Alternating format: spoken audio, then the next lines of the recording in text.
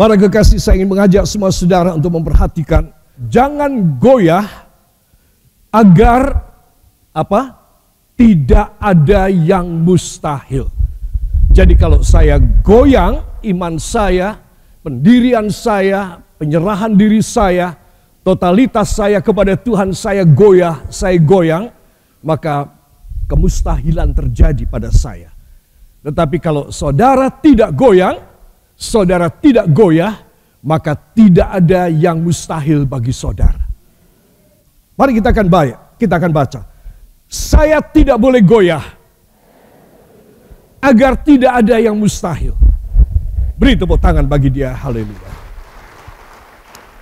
Saudara, ayatnya masih sama yang saya memetiknya dari Mazmur 94. Semoga saudara sampai meninggal dunia tidak lupa ayat ini. Ya, sampai meninggal dunia tidak lupa ayat ini. Ya. Mazmur 94 ayat 18 dan ayat yang ke-19. Kita akan buka Alkitab kita dan membaca dari Alkitab kita. 1, 2. Ketika aku berpikir kakiku goyang, maka kasih setiamu, ya Tuhan, menyokong aku. Apabila bertambah banyak pikiran dalam batinku, penghiburanmu menyenangkan jiwaku. Amin. Para kekasih, apa yang kita baca ini luar biasa, ya. Ayat 18 beberapa kali saya sudah sampaikan, saudara, bahwa ketika kita baru kroso, saudara, aku kok goyang ya, aku kok tidak stabil, aku kok tidak mantep ya, aku kok bimbang, aku kok ragu. Nah saudara, baru saja kepikir, katakan baru saja kepikir bahwa saya goyang, maka Tuhan turun tangan. Kasih setia Tuhan meneguhkan saya, menguatkan saya dalam nama Yesus. Amin. Haleluya. Ketika aku berpikir kakiku goyang, maka kasih setiamu ya Tuhan menyokong aku. Saudara, menyokong aku. Lain kali saya akan menjelaskan mengenai soal menyokong aku. Ya saudara, sekarang saya fokus pada kalau kaki kita stabil, kaki kita mantap, saudara, maka itu akan menghasilkan mujizat dalam hidup kita. Begitu kita goyang, bukan cuma kita jatuh, tetapi akan muncul hal-hal yang mustahil di dalam hidup kita. Saudara, maksudnya apa? Maksudnya kita tidak boleh memakai cara berpikir dan segala keadaan kita yang kita tahu, aku orangnya lemah, aku tidak punya modal, aku orangnya bodoh, tidak pintar, aku tidak punya pengalaman dan pendidikan, tidak ada orang yang empati dan simpati menyokong aku. Nah, ini semua harus saudara habisin. Ketika saudara mendengar firman dan saudara percaya, Tuhan, hamba ada pada 5 kriteria yang disebutkan oleh hambamu tadi. Tetapi Tuhan, hamba mau tidak goyang terhadap firman Tuhan. Kalau hamba melihat keadaan hamba goyang, hamba pasti akan gelempang, hamba pasti akan terjerembab. Tetapi kalau hamba percaya pada firman-Mu, hamba pasti tidak goyang. Hamba pasti kuat, hamba pasti berjaya, hamba akan pasti bisa meraih perjanjian demi perjanjian daripada-Mu. Amin. Beri tepuk tangan yang baik bagi dia. Nah, saya tidak usah panjang lebar lagi mengenai soal ini, tetapi saya mengambil satu aspek. Kalau kaki saya goyang, maka banyak hal mustahil muncul dalam hidup saya, muncul dalam hidup saudara. Saudara, ayat 19 ada satu perbedaan yang agak besar dari terjemahan bahasa Indonesia dengan bahasa yang lain. Dalam hal ini bahasa Inggris. Ya saudara, saya melihat ada beberapa bahasa juga yang sama dengan bahasa Inggris. Dalam ayat yang ke-19 disebutkan, let the words of my mouth and the meditation of my heart be acceptable in thy sight, O Lord, my strength and my redeemer. Saudara, terjemahannya kita akan baca bersama ya. 1, 2. Biarlah perkataan mulutku dan perenungan hatiku layak dipandang matamu. Ya Tuhan, kekuatanku dan penebusku. Amin. Ya, beda kan ya dengan yang dalam Alkitab bahasa Indonesia ayat yang ke-19. Apabila bertambah banyak pikiran dalam batinku, penghiburanmu menyenangkan jiwaku. Ya, biarlah perkataan mulutku dan perenungan hatiku. Saudara, jadi apa yang ada dalam hati kita lalu kita ucapkan, biarlah itu berkenan, berlayak di mata Tuhan. Saudara, jadi seringkali kita merasa kita cuma membatin saja. Tuhan jauh dari aku, Tuhan pilih kasih, Tuhan tidak mencintai aku. Tuhan membedakan aku dari adikku, dari kakakku. Tuhan membedakan aku dari tetangga sebelah. Tuhan membedakan aku yang negatif, sesama saudara segereja, dia yang positif. Saudara, seringkali kita menganggap perasaan, renungan batin kita dan ucapan mulut kita, saudara, tidak diperkenan oleh Tuhan. Alias Tuhan gak mau peduli apa yang ada di batin saudara, apa yang saudara batin, apa yang saudara ada percakapkan dalam satu komunikasi, satu percakapan pribadi saudara dengan saudara sendiri. Perenungan hati saudara, saudara anggap Tuhan gak peduli. Saudara, tidak betul, itu tidak betul. Itu sebab bagaimana kita bisa mendapatkan apa saja yang ada di batin kita. Apa saja yang kita ucapkan, itu berkenan kepada Tuhan.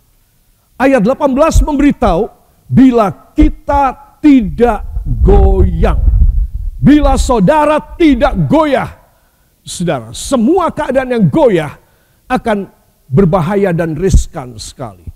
Saudara, itu sebab ketika aku berpikir kakiku goyang, lagi kepikir, saudara, belum kenyataan, saudara mesti mengerti akan hal ini.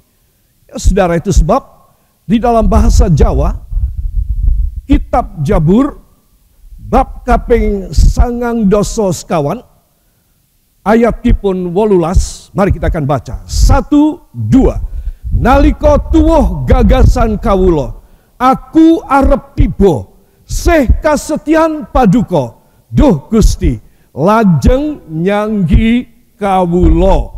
Amin. Menurut saudara bahasa Jawa ini bagus apa tidak? Bagus sekali ya.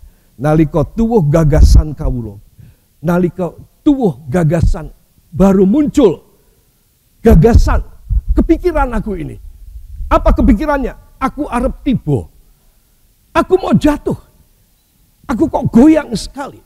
Aku arep tiba. Tapi pada waktu itu sih kasetian paduka, duh Allah, lajeng nyanggi kawula. Amin. Beri tepuk tangan bagi dia. Luar biasa. Coba, dalam bahasa Jawa ini begitu jelas ya. Jadi ketika baru muncul perasaan, gagasan, ataupun sesuatu penilaian, aku arep tiba, aku mau jatuh, saudara, sih kasetian paduka. Katakan, sih kasetian paduka. Lajeng nyanggi kawula. Lalu mulai menyokong saya. Ya, jadi baru saudara muncul gagasan, perasaan, ataupun sesuatu kesimpulan. Aduh, kalau uangku tinggal segini, aduh, kalau utangku segini, aku pasti jatuh. Aku pasti tidak karu-karuan ini. Aku pasti ada masalah besar. Lagi muncul tuh gagasan. Pikiran itu mulai muncul. Saudara. Tetapi semua katakan, sih kasetian paduka Gusti Yesus. Lajeng nyanggi kawula. Beri tepuk tangan bagi dia. Haleluya. Saudara, dalam Alkitab bahasa Inggris katakan, if I say, my footsteps, your mercy, O Lord, will hold me up. Ketika aku berkata, kakiku kepleset. Maka kemurahan-Mu ya Tuhan akan menyokong, menyangga aku. Saudara, ya. Jadi saya dan saudara kita harus tahu, Dia lebih cepat bereaksi menolong ketimbang saudara punya cara untuk menyelamatkan diri sendiri. Karena saudara lagi kepikir, Dia sudah bertindak.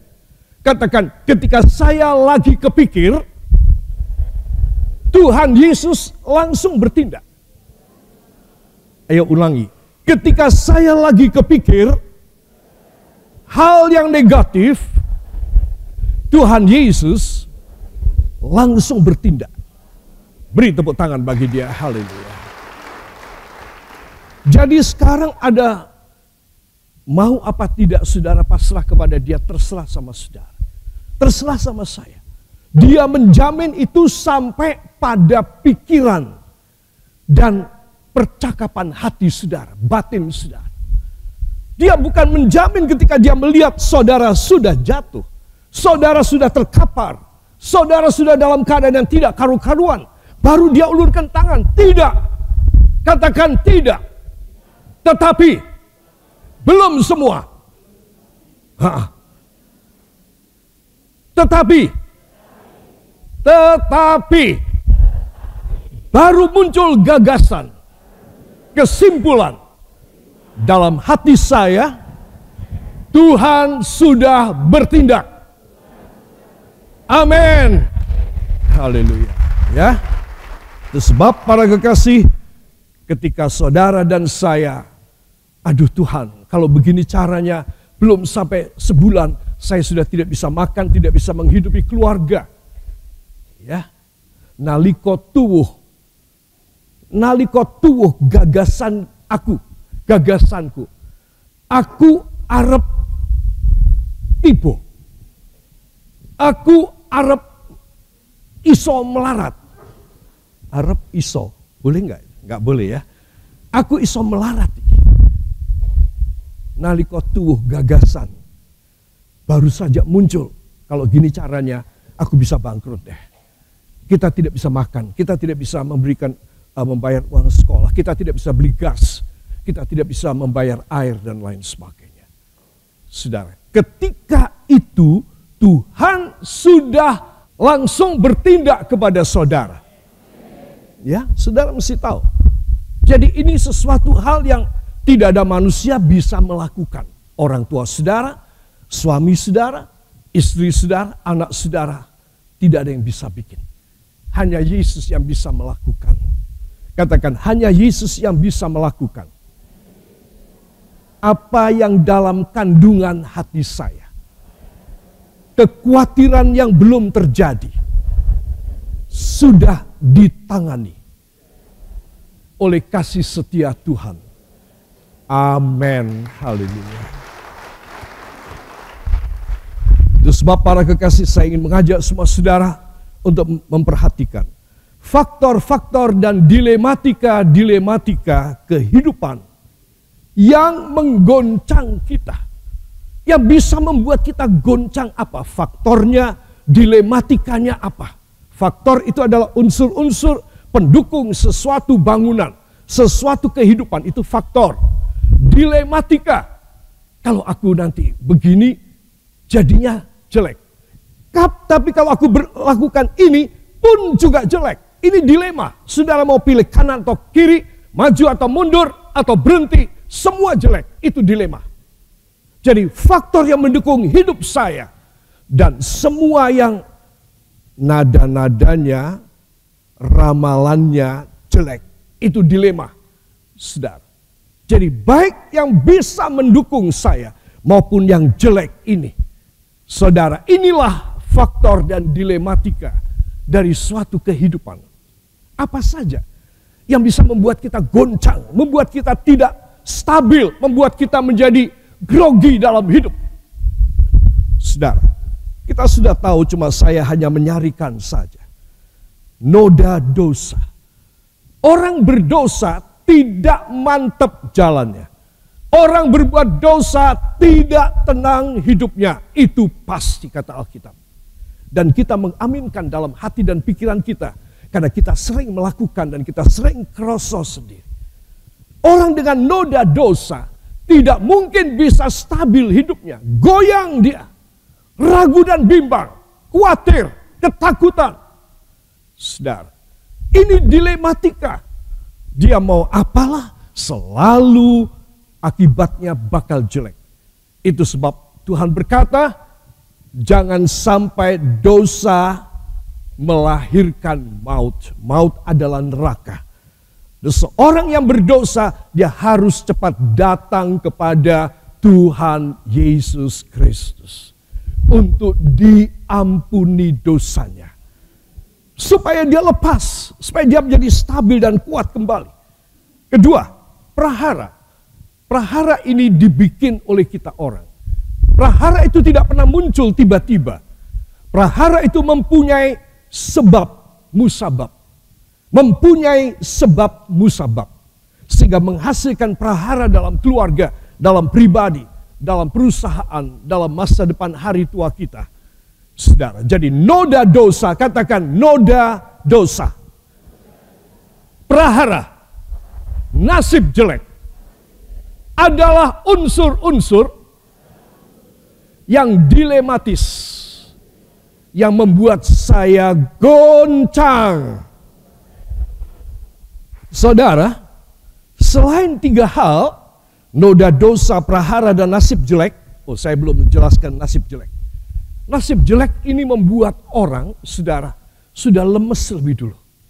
Ah, memang nasibku kayak begini, mau apa lagi? Ya, kakek, nenekku begini, ayah ibuku begini. Sekarang kalau aku begini, ya udah nasib keturunan. Memang namanya nasib, ya begini turun-temurun terus. Nah, ini orang Kristen tidak boleh punya pikiran seperti ini. Apapun yang sudah terjadi negatif di atas saudara, pada silsilah saudara di atas, saudara harus punya iman tidak akan terjadi dalam riwayat hidupku. Aku hanya akan menerima yang baik, nasib yang baik. Amin. Saudara hanya menerima nasib yang baik dan saudara harus mempercayainya. Itu sebab iman saudara tidak boleh goncang. Iman saudara harus mantap, harus kuat. Maka saudara akan mendapat hal-hal yang ajaib. Pilih yang ajaib atau yang mustahil. Halo, jawab. Yang ajaib atau yang mustahil? Yang mau ajaib harus semangat. Beri tepuk tangan bagi dia. Saudara perhatikan ya, saya tulis di ujung sana. Kasus-kasus mustahil dan kerjaan-kerjaan iblis. Karena saya akan memfokuskan pada inti khotbah pada pagi hari ini pada kasus-kasus mustahil. Dan saya yakin kalau saudara mendengar firman ini, saudara mempercayainya dalam hidup saudara, saudara berjalan sesuai dengan hal itu, maka bagi saudara tidak ada yang mustahil. Selalu saudara mendapat ajaib. Amin. Haleluya. Itu sebab jangan putus asa. Datang pada Yesus. Karena dia sanggup menyelesaikan noda dosa, prahara, nasib jelek, dan kasus-kasus mustahil.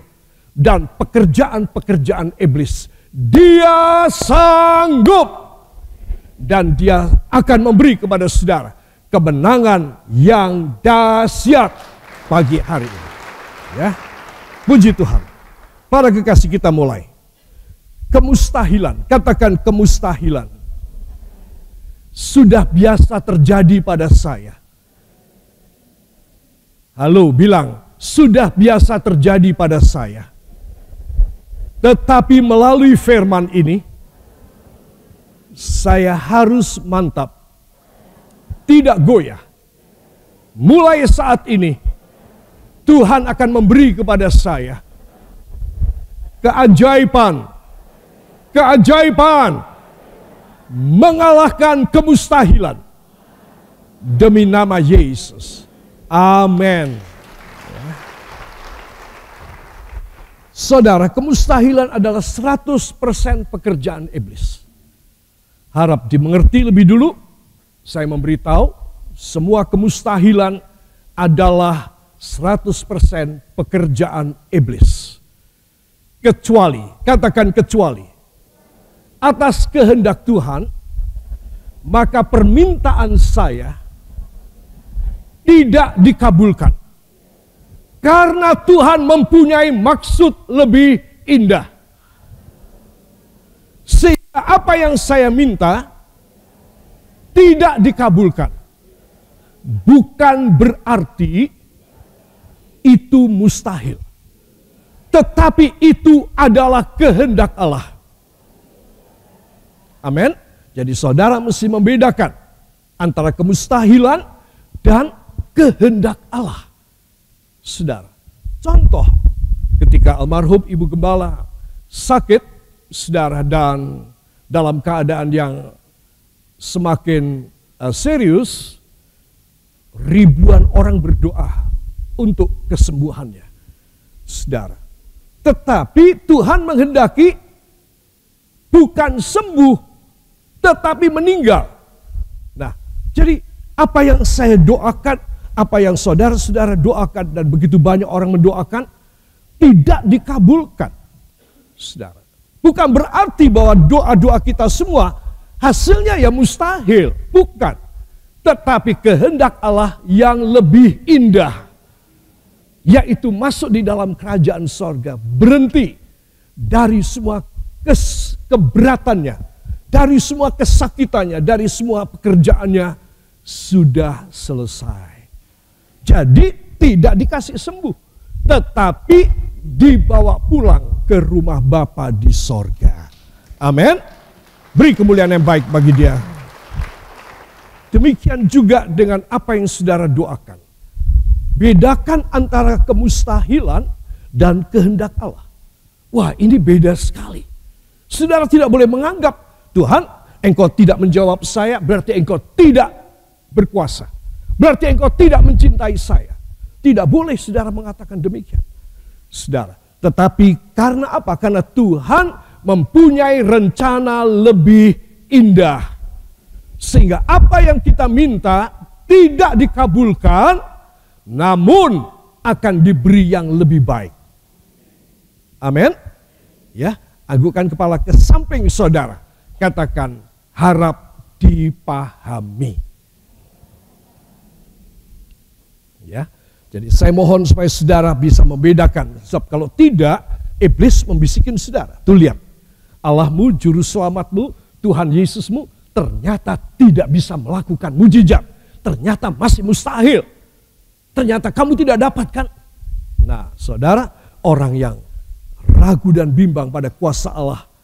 Satu, dia kemakan oleh iblis. Dua, Tuhan berkata, kat malaikat, dikat, aku nggak jadi kasih sama dia. Karena dia lebih cenderung percaya pada bisikan iblis daripada percaya kepada firman-Ku. Jadi aku tidak akan kasih sama dia. Karena dia sudah membuktikan dia tidak percaya pada kehendak-Ku. Ya, saudara, itu sebab orang percaya kepada Tuhan Yesus berdoa harus beriman. Sebentar lagi saya akan jelaskan iman itu maksudnya apa. Iman maksudnya berserah. Katakan, saya beriman berarti saya berserah. Amin. Jadi kalau saudara beriman tapi saudara ngotot, itu namanya saudara mengintimidasi Allah. Saudara menekan Tuhan. Saudara membantah dan berani kepada Tuhan. Iman bukan intimidasi kepada Tuhan. Mengharuskan permintaan kita orang dikabulkan. Itu bukan iman, itu intimidasi kepada Allah, Sang Pencipta, Khalik yang Maha Kuasa. Saya mau tanya, boleh apa tidak? Boleh apa tidak? Tidak boleh. Ya. Jadi kemustahilan 100% pekerjaan setan. Pekerjaan Satan, iblis. Ya. Dalam 1 Petrus pasal yang kelima ayat 8 sampai dengan ayat yang ke-10, saya undang kita bangkit berdiri, kita akan membaca ayat-ayat yang istimewa ini. 1, 2, sadarlah dan berjaga-jagalah. Lawanmu si iblis berjalan keliling sama seperti singa yang mengaum-aum dan mencari orang yang dapat ditelannya. Lawanlah dia dengan iman yang teguh, sebab kamu tahu bahwa semua saudaramu di seluruh dunia menanggung penderitaan yang sama.